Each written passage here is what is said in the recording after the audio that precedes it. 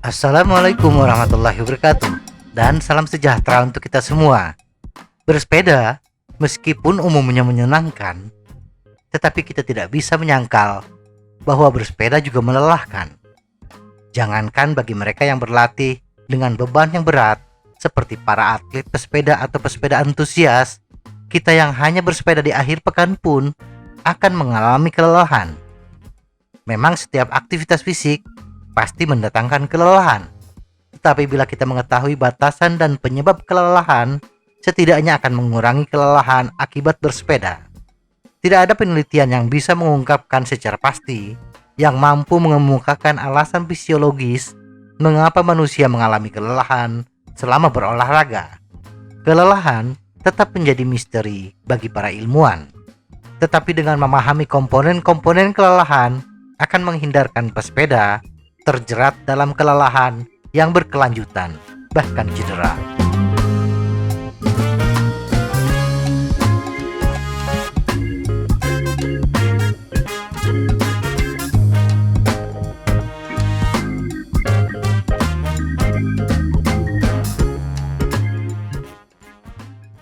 Satu, kardiovaskular. Setiap aktivitas tubuh membutuhkan nutrisi dan oksigen yang dibawa oleh darah ke seluruh tubuh. Terlepas dari persediaan nutrisi dan oksigen yang kita miliki, sistem kardiovaskular berperan aktif untuk menyampaikan nutrisi dan oksigen ke otot. Semakin banyak sel darah merah dan hemoglobin yang mengalir ke seluruh tubuh, maka semakin banyak oksigen dan nutrisi yang dapat diberikan ke otot. Kardiovaskular bisa kita gambarkan seperti infrastruktur jalan raya yang vital dalam jaringan distribusi barang.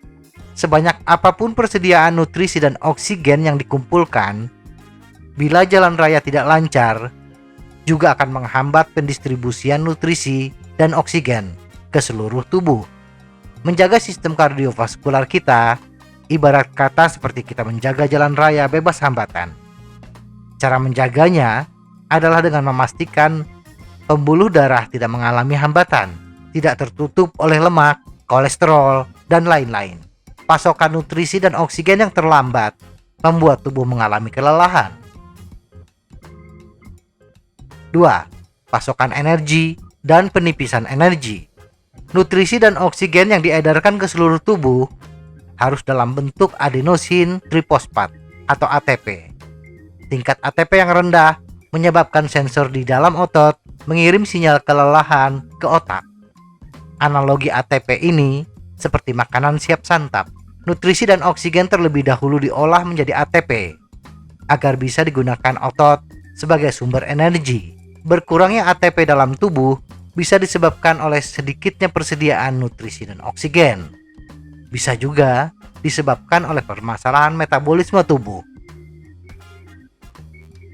3. Kelelahan neuromuskular. Dua komponen pertama berkaitan dengan pasokan nutrisi dan oksigen. Terpenuhinya pasokan belum menjamin kelelahan tidak terjadi. Walaupun pasokan bagus, tetapi bila otot sudah lelah, yang dikenal dengan istilah kelelahan neuromuskular, maka otot tidak mampu berkontraksi secepat atau sekuat yang dibutuhkan untuk beban tertentu. 4. Trauma otot. Otot yang sehat bisa mengalami kelelahan akibat beban berat, apalagi otot yang mengalami cedera. Output kekuatan yang tinggi dalam bersepeda dapat menyebabkan kerusakan lokal pada sel-sel otot.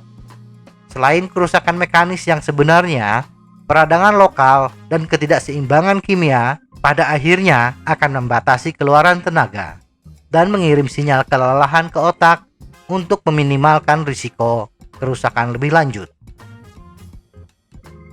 5. Model kelelahan psikologis dan motivasi. Otak adalah sebuah kotak hitam sejati dalam keseluruhan persamaan kelelahan. Otak mengontrol aktivitas otot berdasarkan sinyal dari otot. Ketika otot merasakan kelelahan, otot akan menyampaikan sinyal ke otak. Kemudian, otak akan menurunkan tingkat kerja otot. Identifikasi bahwa sudah terjadi kelelahan oleh otot bersumber pada pengalaman masa lalu.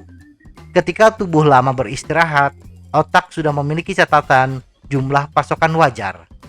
Dan ketika kebutuhan nutrisi dan oksigen melewati batas pasokan wajar, otot akan memberi sinyal kelelahan. Tetapi bila kita terus berlatih, otak akan mencatat angka baru sebagai batasan kelelahan. Semoga informasi ini bermanfaat. Tetap sehat. Salam goes.